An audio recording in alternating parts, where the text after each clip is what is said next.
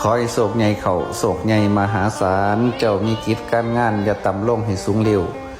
ให้เป็นคิ้วเป็นขันอย่ามีวันได้ต่อยต่ำเจ้ามีการมีงานทำให้ได้ยศเรือนสั่นทวีขึ้นอยู่บ่เศร้าโศกใหญ่เขาให้มีแต่ความสุขอันตรายภัยทุกข์อย่าเบียดเบียนตนเจ้าขอให้เงินค่ำเขาไหลมาห้อมขึ้นน้ำแกงให้ได้นั่งนับแต่แบ่งแล้งเศร้านับบ่ไหวกินบ่บกจกบ่ลง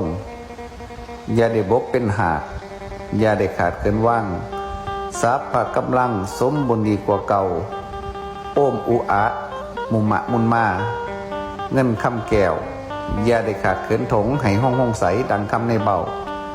ให้เงินไหลเข่าเต็มกระเป๋าอึ้งตึงโลกอย่ามีผีอย่าพานม่านอย่าเห็นเว้นอย่าเกาะเขาะอย่าไก่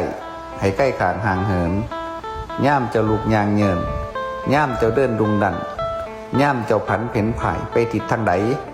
สวัสดีมีชัยหมู่ไพมันอย่าขวางกันอายุยืนยาวมัน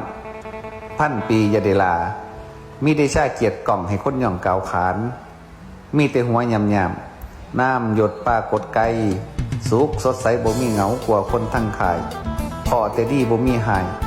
มาทำลายให้หมั่งมุนความเจ็บเป็นเอ็นปุ่นยาสิมีทอกินให้หายสิ้นทุกท่านเด้อเมื่อนี้ก็นำบรรยากาศความสวยงามของเกาะนาคเมืองบาดาลแห่งวัดไตรสามัคคีบ้าน